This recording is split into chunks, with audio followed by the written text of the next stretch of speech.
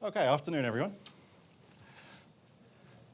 I'm Daniel Merriott. I work with ITP, and ITP has now a relatively new entity called Partner Consulting, which is our delivery arm. I spend my time helping organizations understand the skills and capabilities of their staff, and in turn helping individuals understand their capabilities and what they can do, but also understand what they need either now or for the future. So I work with a lot of organizations who are undergoing some kind of transformation. They're thinking the capabilities they need in the future are going to change.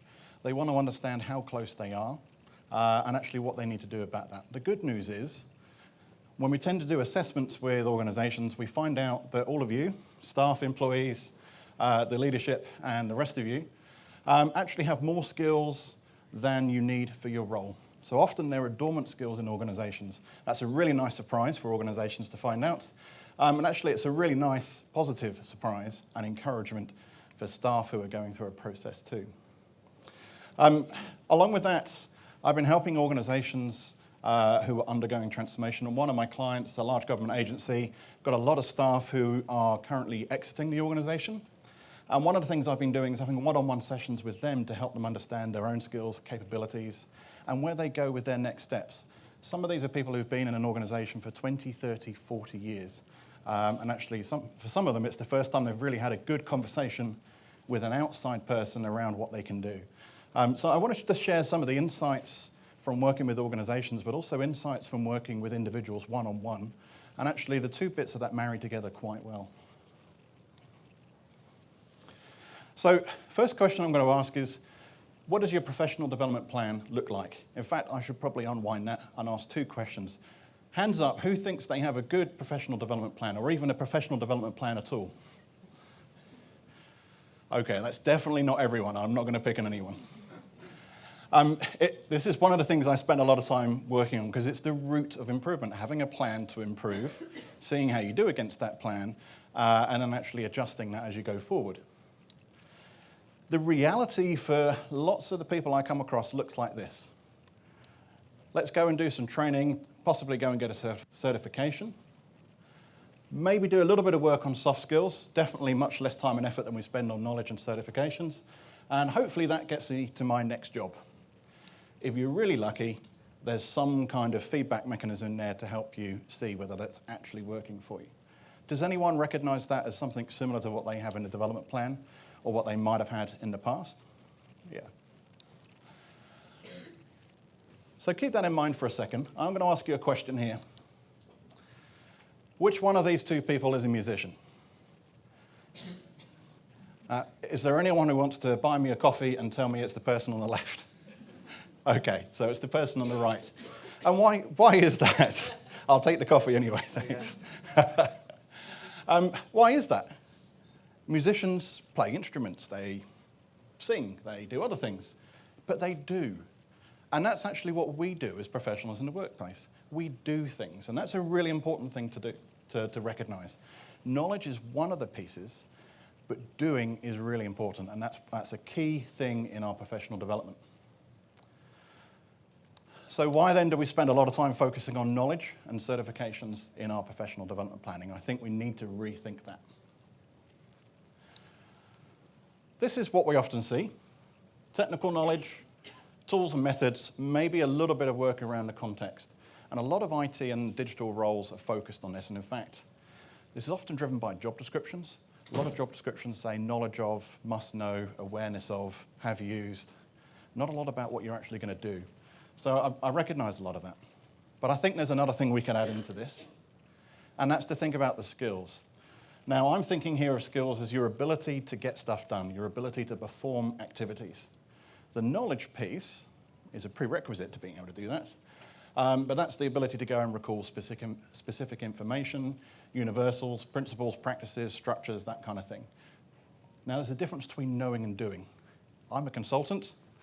I'm great at telling people what they should be doing. But I don't for 1 minute think I can do their jobs. And I think that's important to recognize that's a different skill. I actually have a skill in telling you what to do. But that's not the same as being able to do your job. So if we think about these two things coming together, there is, of course, a need to integrate that. And that's how I'm thinking about capability. Not just skills, not just knowledge, but the ability to leverage knowledge and the skill to execute, to actually go and demonstrate and provide real value for your organization, for the people around you, for the communities that you serve. Slightly wider view of that. Some of you might have come across a model called the 70-20-10 learning model. This might be how your organization does development planning right now. And this is also focused on doing. The idea is you spend 70% of your effort learning through doing. So taking on new assignments, challenging activities, changing the people and the teams that you work with, performing stretch activities, stepping up to take on your team leader or your manager's role on a temporary basis, or some of their responsibilities on a temporary basis. So learning through doing. 20% is through others. Typically that's feedback, but often it comes in the form of things like coaching, mentoring, or access to peer networks so you can actually get feedback. Think of that as, I might know how to go and shoot a bow and arrow. Without the feedback, I'm just going to keep doing what I was doing before. You might have heard practice makes perfect. It really doesn't. Practice just reinforces what you're doing. If you want to get perfect, you need this feedback so you can change what you're doing, keep practicing that, and keep getting back on track so that you can actually be good at what you do. So that's really important. Underlying all of that, of course, is spending 10% of your effort on some kind of formal learning. So typically courses, can be formal training, micro-learning is becoming more accessible to people, but also certifications and qualifications. There's a little bit of loop here. I personally wouldn't trust someone to do something they had no knowledge to do, so I might start here, then give them the opportunity to go and do that, and I might pair them up with someone who's already recognized as being good and competent to support them in what they're doing. Now, organizations I work with who've already adopted something like this, when I go and talk to their managers and actually ask them, how's that going? The thing they tell me is, writing this bit is really, really tough. Writing the, what do I want people to do is really tough. So it ends up either being very generic or not particularly meaningful, and it just ends up being back to the training, or can we put the training to use? And that's really important, because actually what we're saying here is, if you send someone on a training course, that's great, you're going to raise their knowledge, but we've no evidence they can actually use it and get something done. We're all employed, and we all employ others to get stuff done. So if we're going to send someone on a training course, let's give them the opportunity and then support them behind it.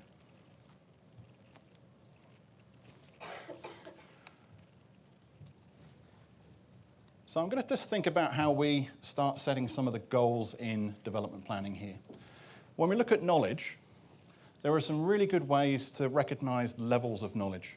So there are NZQA aligned certifications, so certificates, diplomas, postgraduate versions of those, bachelor's, honours, masters, and so on. And actually, there's some quite nice milestones in there. They're good targets to set. You wouldn't necessarily go straight in for a master's. You might start at a certificate and work your way up towards a master's rather than jump straight in. Of course, there are industry certifications too. They've all got their own names, but often there's something like a foundation or an associate level, certified in, expert in, there's a chartered professional, then you're a master, recognized industry expert, that kind of thing.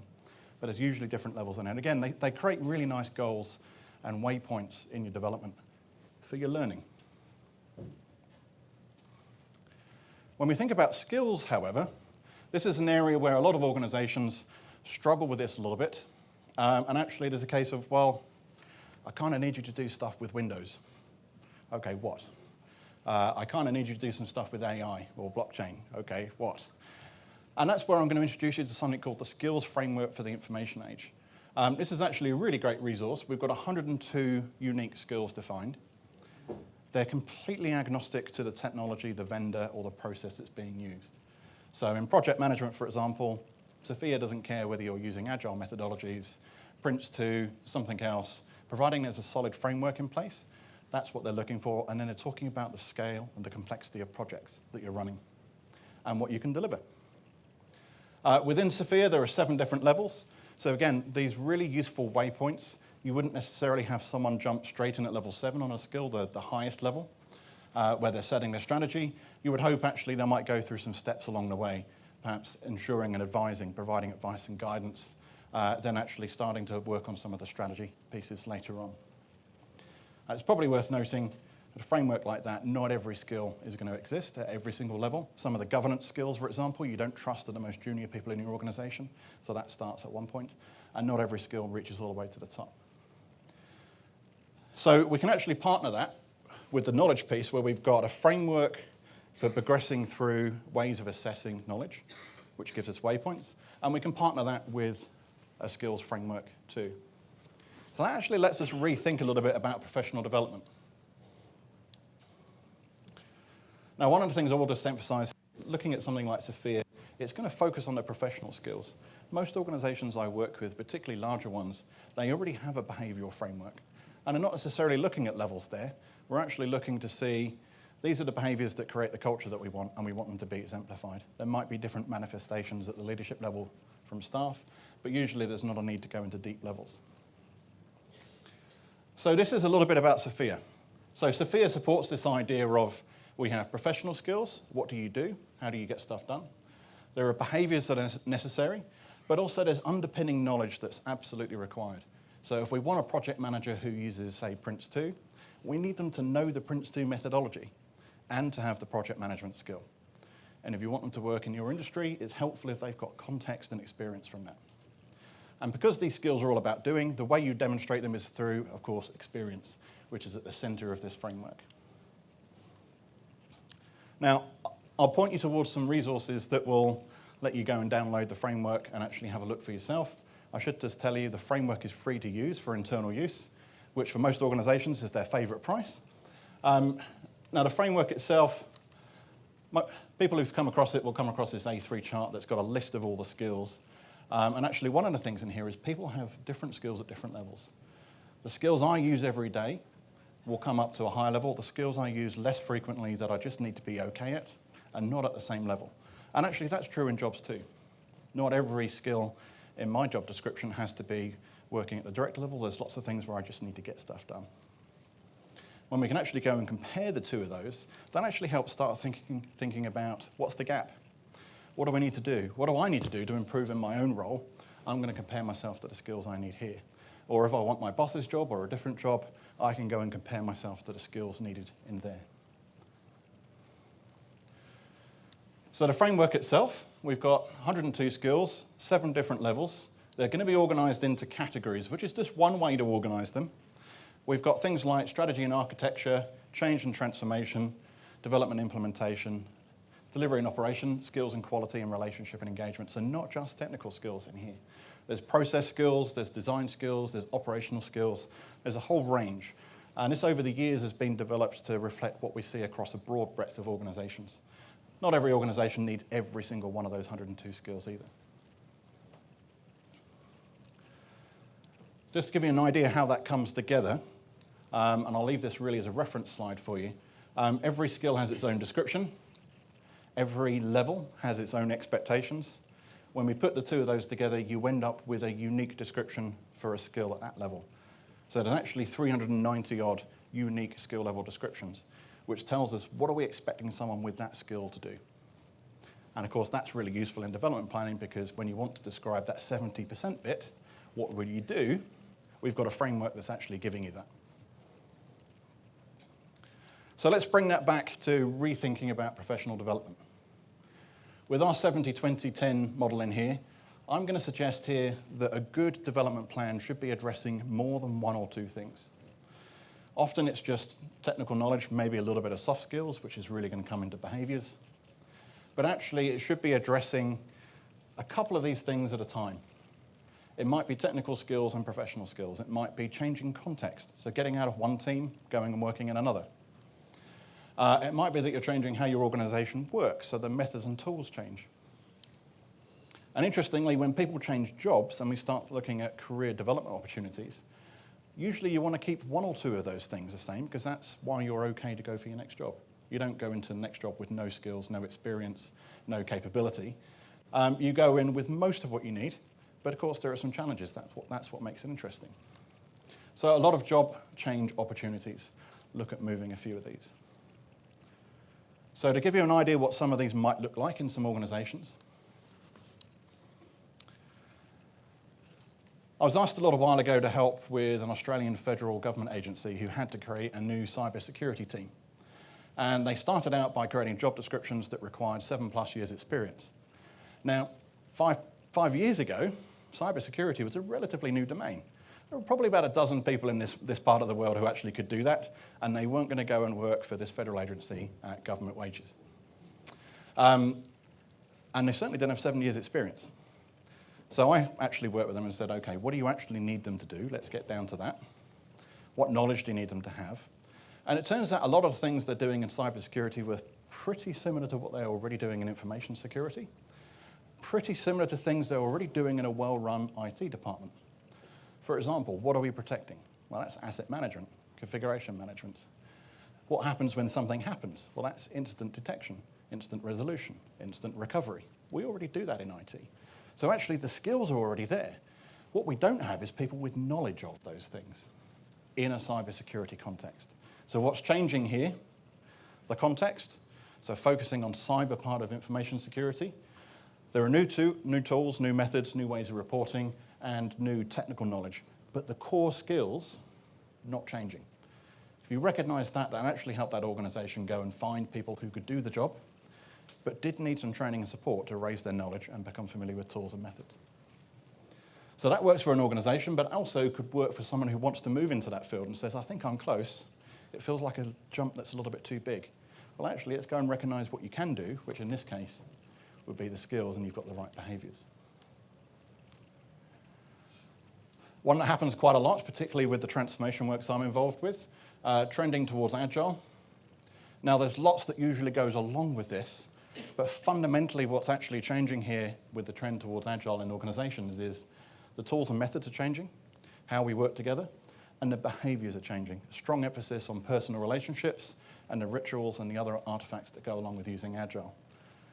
There's also some things like we start thinking about capability at the team level rather than the individual level.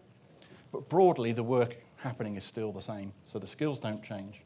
The context might change a little bit. Technical knowledge, broadly not changing. So again, it helps to understand what is the nature of the change that's going on there. One that we've almost all seen, outsourcing, partnering, going to a SIAM-based model, a service integration model. Again, we're going to see a lot of these skills and capabilities are going to be delivered by someone else outside the organization. But you still need the skills to manage that provider, to understand how they work. So actually, there might be changes in skills. Your job today might have been running Windows systems. Tomorrow, it might be managing the vendor who provides your Windows systems administration activities. So there'll be a change of context and professional skills. So again, that's helpful at the high level. I'll break this down and actually give us a bit more of a smaller example. Let's think about one person here. So let's take someone who's currently a systems administrator. And I'll focus a little bit on the skills here. I've got two skills down here, business analysis and application support.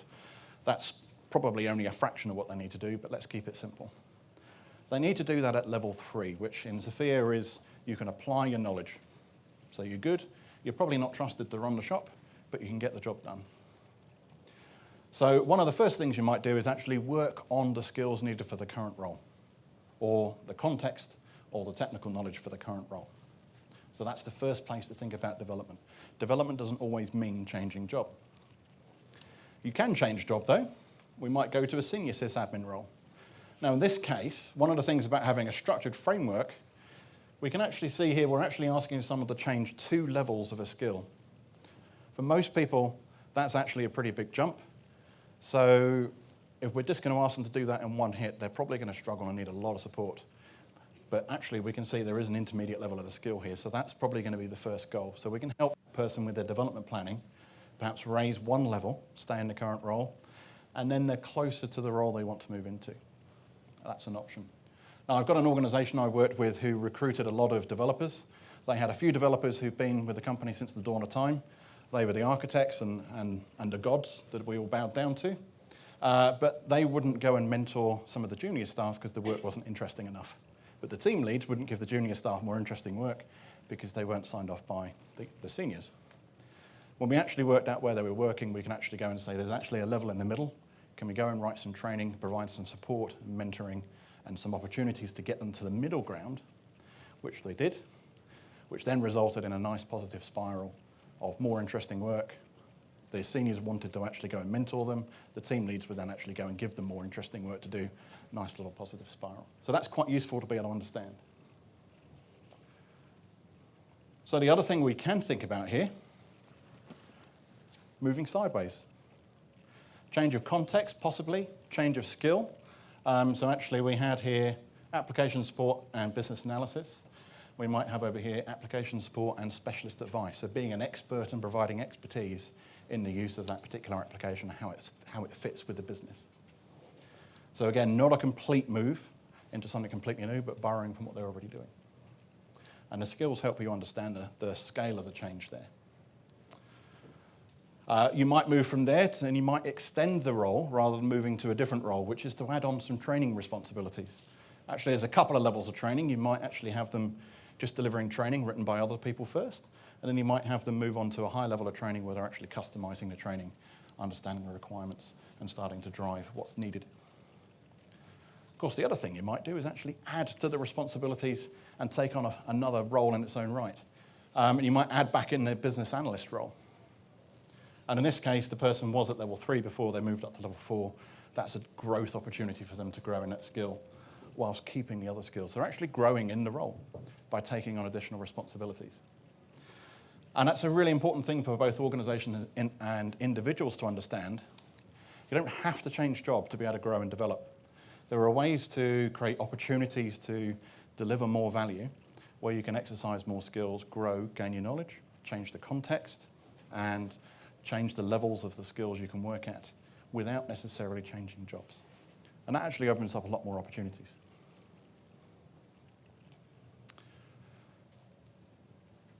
So, as I get towards the end of that, I'm going to leave you here with just a thought here, which is professional development itself needs to be more than knowledge acquisition. Knowing how to do your job is the first step. We really need to focus on a wider view, and that view needs to be about how do we get stuff done. So we need to think about the skills we need to perform in our role. Just coming back to Sophia for a second, because I know there'll be some questions around what does it do. Sophia actually looks at the wider life cycle of skills management. So as well as answering questions like what skills do you need, what skills do you have, and comparing the two, whether it's for an individual, what are my skills, what do I need for my next role, or what are the skills of the collective skills of the room as an organization, and what skills do we need to move forward. We can also think about how do we deploy skills. So a lot of my work's been in project management in the past. Most projects have an issue with not defining the capabilities you need to get the job done. And when you go and review why the project took too much time and actually ran over budget, one of the questions that pops up is, did we go and work out what skills we needed to get this done? And most people are shrugging their shoulders and going, yeah, we kind of did. Actually, what happened is I worked with John last time. John was pretty awesome, so I asked John to work on my project. That tends to be the way resourcing works in a lot of projects, sadly. Not to discourage anyone who's called John, but you're just not necessarily the right person every time. So, of course, we can do assessment work. We can understand the gap, which is the analysis piece.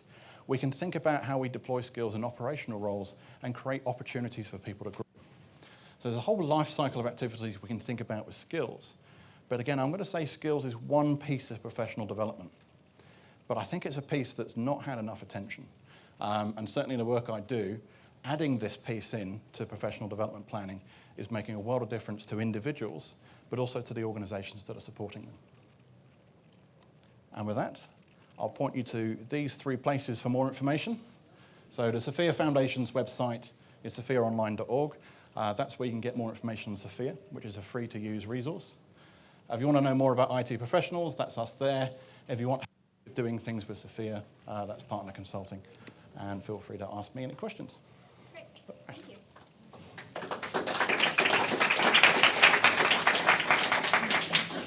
All right, we do have a few questions for you. Do you have any advice for someone who isn't sure on what kind of career path that they want to take? Yes. I think the first thing is, what are you interested in? What actually gets you motivated? Let's just be clear, having a job means getting stuff done. And not every job is exciting every day of the week. But if you're actually motivated by what it is you're trying to achieve, it actually makes it a little bit easier to get through the difficult bits. So actually the first place is, what do you enjoy doing? What do you care about? And let's go and work out how you can apply what you can already do in there. And we don't have to solve it all in one. Let's find the first starting position, because there's a career ahead of you. You don't have to know all the answers right now. Awesome. And do you have any other ratios other than the 70, 20, 10, depending on the organization's context?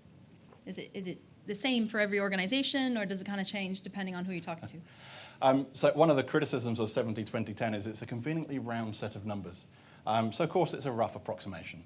Really what we're saying here is spend the vast majority of your effort on doing, rather than thinking about, I've got a team of 5, I've got budget to send 3 of them on a training course, let's have a bun fight and see who gets the training course. Actually, let's go and think about, what do we need to do as a team? How do we create some opportunities? And that might be one person with a training course, and then they go and share that and create opportunities for others to work with them. Awesome. And last question at the moment. Have you been involved in creating any new roles for companies? Have you gone in and found that actually there's a role that you don't have that would be perfect for this person? And how is that handled? Absolutely. So I actually do a lot of work around organizational design and job design. So one of the things that comes up often is there's a need for intermediate roles. So that's something I flagged up with the movement of 2 skill levels. There is a need for an intermediate role, even if it's temporary. But also organizations going through transformation, the jobs you need in 2 or 3 years' time aren't the jobs that you have today. So you need to understand what those look like, design those, and then of course work out where are you today, which means assessing where your staff are and actually getting them encouraged to think about their own skills. Awesome. Round of applause. Thank you, Daniel.